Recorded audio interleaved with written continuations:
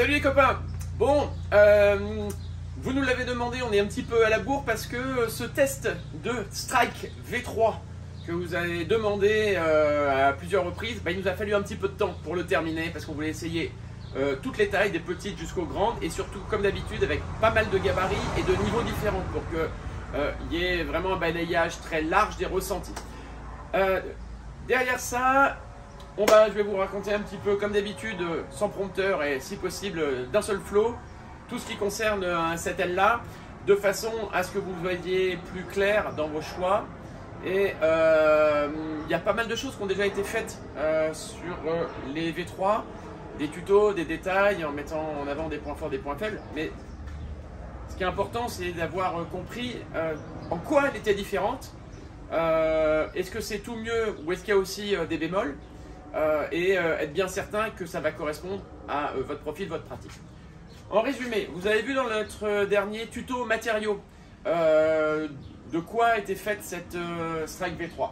Je résume en 2-2. Raphaël Salle et l'équipe de développement de F1 a choisi pour rigidifier la latte centrale et le bord d'attaque deux choses qui ont retardé d'ailleurs un petit peu la sortie. Ce nouveau matériau qui compose ces deux pièces-là, c'est l'Itex. L'Itex dans 2 grammages différents.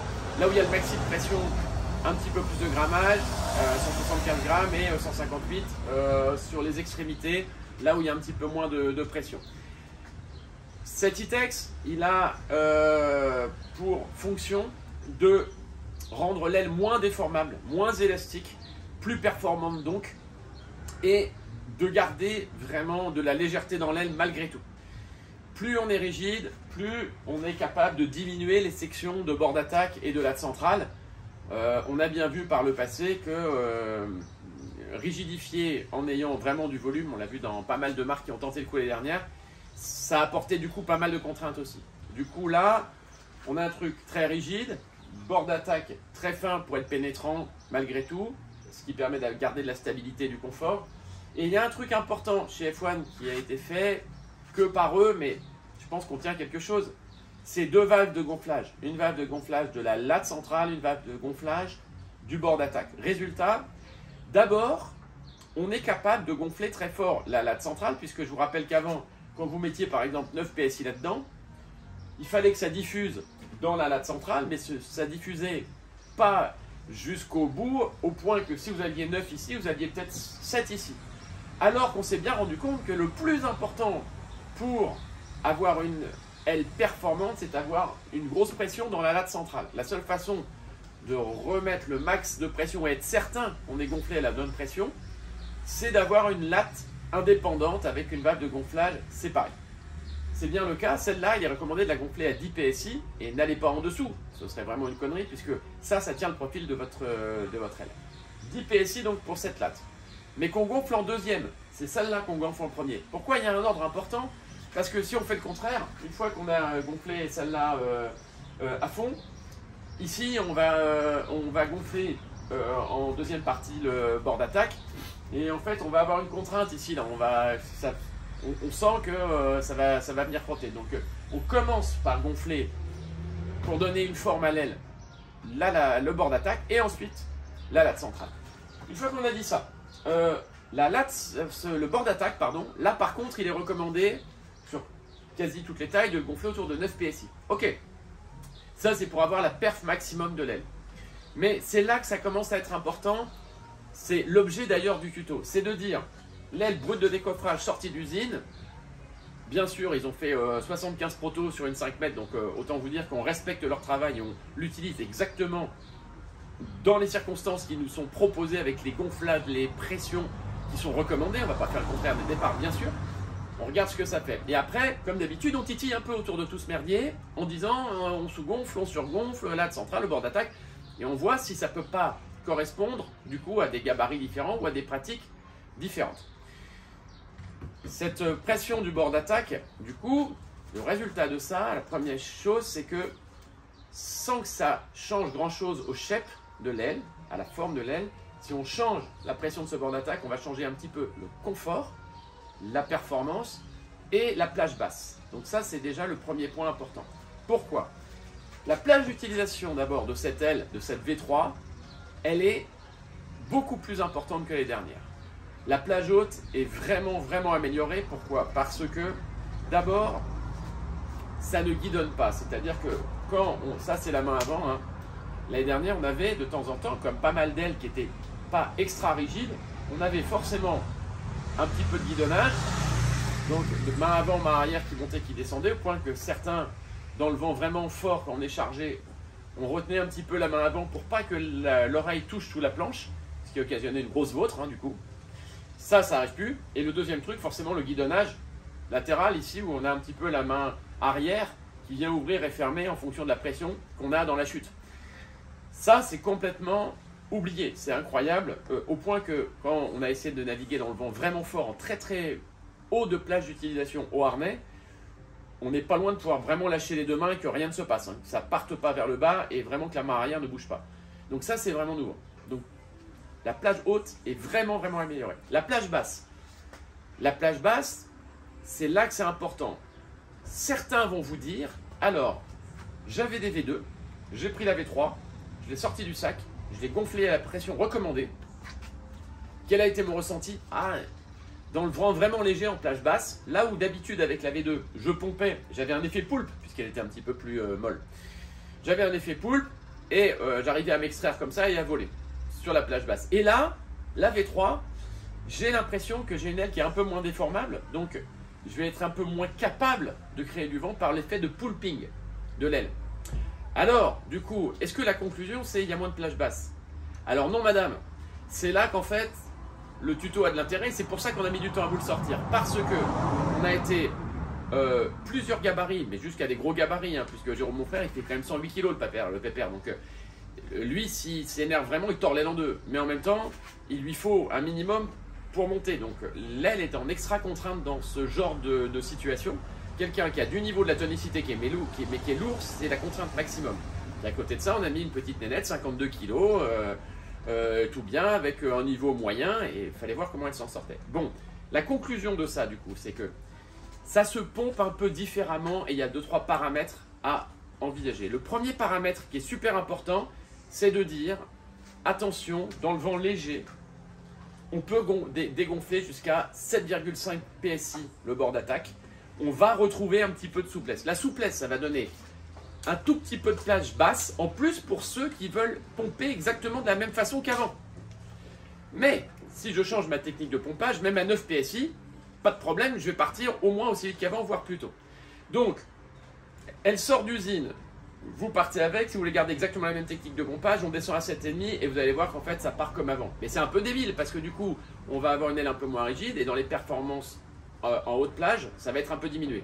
Vous me direz, on s'en fout, si on part en 5,5 et qu'il y a 12 nœuds, la plage haute, on s'en fout. C'est pas fou.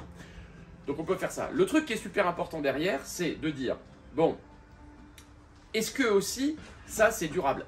C'est-à-dire, est-ce qu'à chaque fois, je dois me dire, bon, bah s'il n'y a pas de vent, je me mets à 7,5, et s'il y a du vent, je me mets à 9. Alors, là, c'est un autre biais qu'on introduit. On s'en est rendu compte plusieurs fois, on voulait valider ça dans le temps. C'est pour ça qu'on a mis du temps à le sortir, ce tuto. C'est que c'est comme s'il y avait une espèce de petite période de rodage nécessaire. Je ne sais pas si c'est le terme adapté, mais en tous les cas, il nous faut... On a senti un changement de comportement en plage basse bien différent entre sortie d'usine et au bout de 3 sessions. Pourquoi? Parce que c'est comme s'il fallait que les tissus se placent et deviennent...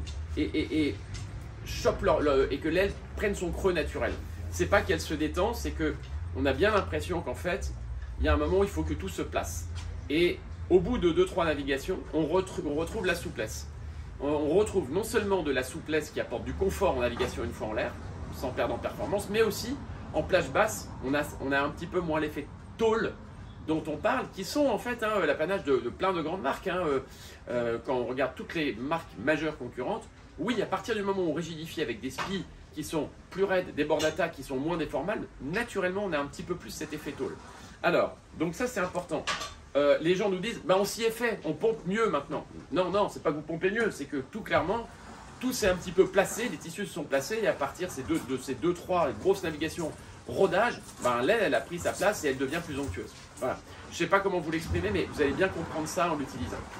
Après, il y a un truc important, c'est la technique de pumping. Mais la technique de pumping, même au début, pourquoi on sait ça? Parce qu'on a utilisé nous-mêmes des tools. Regardez là, ça ce qui est au-dessus là, ça c'est l'NZ Score Limited. C'est du X-Ply et c'est du Hookipa. Hookipa pour le bord d'attaque lat centrale et du X-Ply pour le SPI, pour la partie de la canopée. Waouh, ça c'est l'extra rigide, mais ça c'est fait que pour faire la course. C'est-à-dire que ça ne part pas du tout en plage basse. Il faut réussir à se lancer, mais une fois qu'on est lancé, forcément zéro déformation, que de l'accélération. On crée en fait une aspiration sur l'extrado et ça ne fait qu'accélérer. D'accord, mais pour se lancer c'est chaud. Donc on avait l'expérience de ça, de ces ailes qui étaient exigeantes. On n'en est pas du tout là bien sûr. Mais par contre on avait chopé la petite technique de pumping. Alors je vous explique parce que vous allez tout de suite comprendre. On va le voir en vidéo là puisqu'on s'est filmé avec, en 3,5, en 4,5. Ce qui est important c'est de comprendre qu'avant, on avait tendance à se dire que le pumping, c'était souvent 7-8 coups de pumping, où on commençait doucement, et après, au fur et à mesure, on accélérait et on pompait. Et le mouvement, c'était un peu ça, là. Années 90, vous voyez, là, avec le mouvement du bassin. Et, bon, je dis pas que ça s'est terminé, mais simplement, là, le fait de pomper en mettant beaucoup de fréquences, alors ça, pour le coup, c'est dans les ailes qui sont plus performantes, c'est moins efficace. Qu'est-ce qu'il faut faire? Il faut bien comprendre que ces ailes, en fait, on a besoin de les charger. C'est-à-dire qu'on se met en pression. Là, on a de la pression. Ça y est, j'ai de la pression, je le sens. Il ne faut pas casser le flux laminaire, en tirant comme une brute dès le départ, avec la main arrière qui ferme comme ça. Parce que l'observable, c'est que tout d'un coup, on perd de la pression dans la fermeture du mouvement et on vient tirer l'aile à soi au point que l'observable, c'est que l'oreille de l'aile, elle vient contre le rail de la planche. Comme ça. C'est-à-dire qu'on tire fort, il y a de la pression, puis d'un coup, ça se dérobe un peu.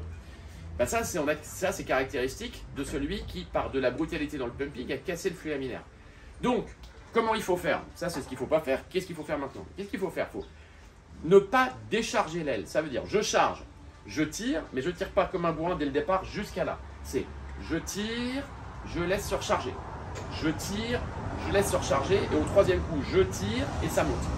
Quand on tire, parce que ça ne se déforme moins, la surface projetée reste plus importante, donc finalement on a plus de quoi faire avancer la planche, donc plus de quoi monter, voler. Mais il ne faut pas casser le flux, puisque si jamais je tire fort et je casse le flux, là au moment où je repars, je pousse de l'air dans l'autre sens, je fais action-contraction. Donc il faut bien comprendre cet effet un peu flingue, je charge et je ne décharge jamais, je charge, je laisse respirer, boum, j'ai de nouveau de la pluie et je retire. Et donc c'est plus 7-8 coups de pumping avec d'abord lent et après très vite à pomper agressivement, mais c'est, on lève un petit peu plus les mains dont la main arrière et c'est, je tire là, je repars, 2, je repars et à la troisième ça part. On verra que sur chaque traction des bras, la planche a beaucoup plus avancé qu'avec une V2 par exemple, donc il n'y a pas besoin d'en mettre 8 mais peut-être que 3. En revanche, pas hyper fort. Voilà. Le petit tips, parce qu'on l'a fait beaucoup avec la 5,5, c'est pensez à votre main arrière. On tirait avant beaucoup comme ça, là, ici, avec cette main arrière qui venait à la hanche. Écoutez-moi, souvenez de ce que vous allez entendre là, c'est que votre main arrière, au moment du pumping, sur ces 3 bons coups de pumping, elle va venir ici, là, simplement au niveau de l'épaule. 1, je laisse recharger, 2, je laisse recharger, 3, comme si on voulait aller vers l'avant. Et non pas comme si on voulait, comme avant, passer la hanche qui vient jusqu'à la latte centrale. Donc c'est juste cette petite différence-là qui va vous changer tout. La plage d'utilisation basse de la V3, selon nous, est meilleure que la V2. Et alors on parle, quand je parle de la plage basse, c'est l'extraction, c'est la capacité à passer en mode vol. Mais par contre, ce qui est encore certain, c'est que derrière, dès qu'on est en haut, là par contre, on crée son vent immédiatement. Et là, la plage basse, elle est folle. C'est-à-dire que une fois qu'on est en l'air, on ne s'arrête plus jamais. Là où la V2, dans les molles, avait tendance à perdre un petit peu de traction au point qu'on sentait qu'on commençait à être un peu sur des œufs. Une fois que là, on est parti avec la V3, par sa rigidité, elle crée de l'aspiration. Et parce qu'elle crée de l'aspiration, une fois que c'est parti, qu'on a de la vitesse, ça ne s'arrête plus. Donc ça, c'est vraiment top.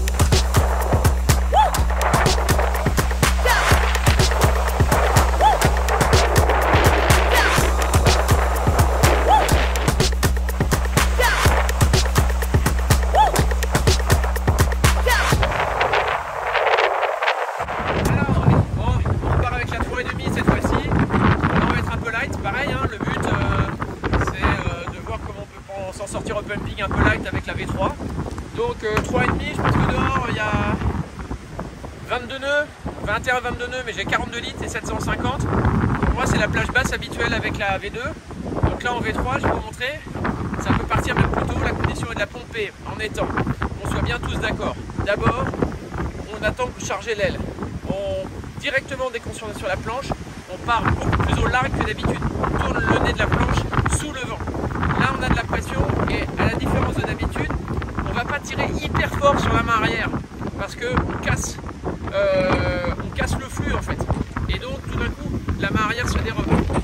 Caractéristiquement, quand vous sentez ça, c'est que l'observable, on voit l'oreille de l'aile qui tout d'un coup vient racler contre le champ de la planche. Et ben ça c'est qu'en fait le flux arrière s'est dérobé parce qu'on a cassé le flux en tirant d'un coup sur la main arrière. Donc à la différence de la V2 où on pouvait vraiment tirer comme une mule parce que c'était un petit peu plus une nouille, là il faut tirer quand on a de la pression. On tire, on attend que ça recharge, on retire et ça part. Ça c'est important, mais quand on a parlé de plage d'utilisation, de quoi on va parler derrière? Bah forcément de quiver, parce que qu'est-ce qu'on va pouvoir mettre comme taille? Les gens qui ont acheté leur V3 ou qui ont essayé nos V3 pendant qu'on construisait ce tuto nous ont dit bah, est-ce qu'il n'y a pas moyen du coup d'en mettre une de moins dans le quiver? C'est-à-dire des gens qui avaient 3 ailes disent bah, vu la plage d'utilisation on en met 2. Alors on a essayé, puisqu'en fait on a des demi-tailles. Très clairement on mettait normalement à peu près une aile tous les mètres. Un petit gabarit va mettre, selon les conditions, hein, par exemple, dans le Var, ils vont mettre 3, 4, 5. Quand nous, quand un gabarit 75 kg va peut-être mettre 3,5, 4,5, 5,5 et un lourd va mettre 4, 5, 6. On s'est dit, est-ce qu'on ne peut pas mettre 1,50 m entre les ailes? Non, ça ne marche pas parce que clairement, si on a par exemple 3,5 et 5, un gabarit de 75 kg, s'il y a 22 nœuds, avec la 3,5, il va être un peu light, notamment